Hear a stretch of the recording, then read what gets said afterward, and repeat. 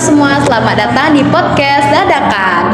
Nah, aku Izumi sebagai host yang akan menemani siang kalian semua yang akan membahas tema yang sangat cocok nih buat anak kos, yaitu temanya tentang makanan sederhana tapi bergizi.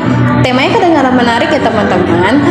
Nah, karena temanya sangat menarik, kita kedatangan tamu yang sangat spesial, yaitu influencer gizi yang lagi naik daun. Kita sambut Kak Zane. Halo Zane. Halo Kak Izumi, seneng banget nih bisa berbagi tips di podcast Kak Izumi. Nah, sebelum masuk ke pembahasan kita nih Zane, aku boleh nanya-nanya nggak sih gimana kesibukan Zane sebagai mahasiswa gizi dan sekaligus influencer gizi? Nah, jadi kesibukan aku ya sebagai mahasiswa gizi itu nggak jauh-jauh dari belajar, ikut-ikut kepanitiaan atau organisasi, dan juga kesibukan aku sebagai influencer itu masih ada kaitannya dengan aku sebagai mahasiswa gizi. Kayak konten-konten aku itu masih ada kaitannya dengan mahasiswa gizi. Kayak misalnya konten aku tentang berhubungan dengan tips makanan bergizi ala anak kos, atau tips-tips gimana sih gizi-gizi yang seimbang gitu untuk anak kos gitu. Oke, jadi kita tahu banget ya, kita sebagai anak kos ini biasanya tuh jauh banget dari kata makanan yang sehat. Kita tuh maunya makanan yang serba praktis dan serba praktis. Tapi sebenarnya apa sih dampak kita kalau keseringan makanan-makanan tanpa memikirkan gizinya nih Zane? Nah, bener banget nih Kak Izumi. Kalau misalnya kita nih sering sebagai anak kos ya, apalagi kan kita sebagai anak kos ini pengennya makanannya instan gitu ya. Nah, itu tubuh kita ini bisa kekurangan zat gizi seperti kayak misalnya vitamin, mineral, dan serat.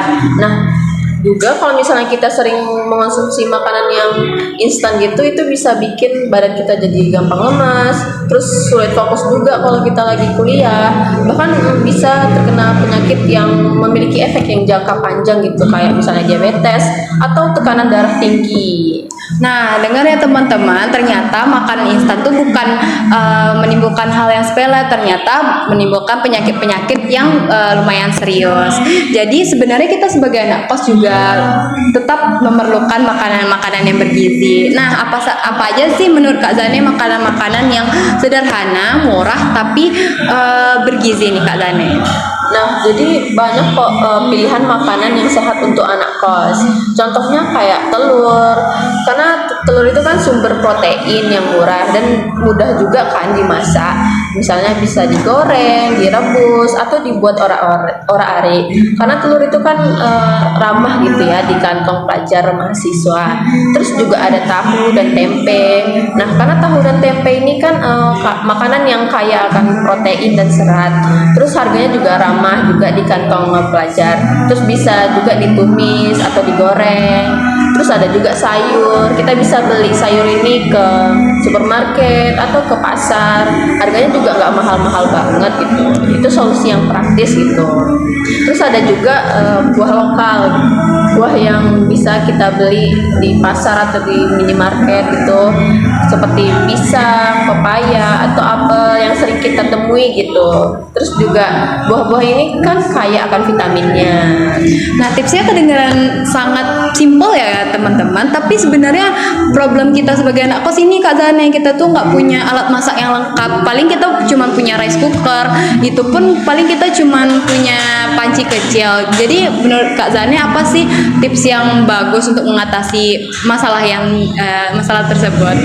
Sebenarnya kita juga nggak perlu ya sebagai anak kos yang punya alat masak yang terlalu banyak gitu, karena rice cooker itu udah bisa include semuanya gitu. Misalnya kita bikin nasi nih dan lauk dalam waktu yang sekaligus gitu, kayak masukin nasi, tahu, tempe, atau telur ke rice cooker. Terus kita bisa tambahkan sedikit bumbu. Nah, jadi kita masak barengan gitu kan. Nah, itu jadi deh, itu udah bisa kita makan makanan yang sehat dan murah, apalagi kita sebagai anak kos gitu kan. Terus juga bisa kita buat sup yang kayak sup-sup sederhana ala anak kos gitu. Kayak kita tambahkan air, sayuran, mie instan tapi yang tanpa bumbu, dan pastinya tambahkan telur gitu. Nah, itu bisa menjadi makanan yang sehat dan hemat. Oh, ternyata banyak ya teman-teman yang bisa kita lakukan dengan rice cooker aja. Tapi masuk nih kaliannya ke topik kita itu masalah anggaran. Anggaran yang bikin anak kos nih galau mau makanan yang sehat atau yang praktis. Menurut Kak Zani gimana caranya anak kos ini bisa tetap makan yang sehat tapi nggak boros? Nah, kita bisa nih caranya tuh kayak belanja dengan cerdas, yaitu milih-milih juga gitu. Yang pertama kita bisa belanja mingguan ke pasar karena biasanya itu lebih murah. Terus juga kita bisa beli bahan makanan yang serbaguna kayak tempe, tahu, dan telur yang udah aku sebutkan tadi, yang bisa diolah jadi berbagai menu. Terus kita juga bisa memanfaatkan promo dan diskon nih, terutama kan untuk anak kos, karena anak kos ini kan maunya yang kan anggarannya juga terbatas kan ya. Jadi manfaat promo dan diskon itu sangat bagus gitu untuk anak kos, karena beli bahan makanan pokok seperti beras dan minyak. Nah, tipsnya keren banget ya guys. Ternyata kita sebagai anak kos juga bisa makanan yang bergizi. Jadi kita nggak harus muluk-muluk makan mie goreng atau mengonsumsi ayam geprek terus. Jadi sebelum kita tutup nih podcast kita hari ini, kira-kira Kak Zani ada kata-kata atau pesan nggak yang penting buat kita sebagai pendengar, terutama untuk kita yang anak kos? Nah, jadi pesan dari aku itu, apalagi kita dari teman-teman juga sebagai anak kos gitu, kita bisa jangan terlalu abaikan kesehatan hanya karena kita tinggal sendiri dan juga anggaran kita terbatas. Kita bisa nih membeli bahan-bahan makanan yang murah dan pastinya juga sehat gitu. Kayak misalnya tadi yang sudah aku sebutin, telur, tempe, tahu, sayur-sayuran, dan buah-buahan.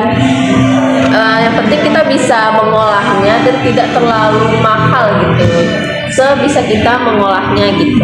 Dan yang paling utamanya, pastikan juga memilih bahan makanan itu yang ada karbohidrat, protein, sayur, buah di setiap porsi makanan kita. Luar biasa nih, terima kasih banyak ya Kak Zani atas tips dan wawasan-wawasan baru yang kita dapatkan. Buat teman-teman pendengar, yuk mulai jaga pola makan dan tetap hidup sehat. Sampai jumpa di episode selanjutnya, tetap sehat dan semangat.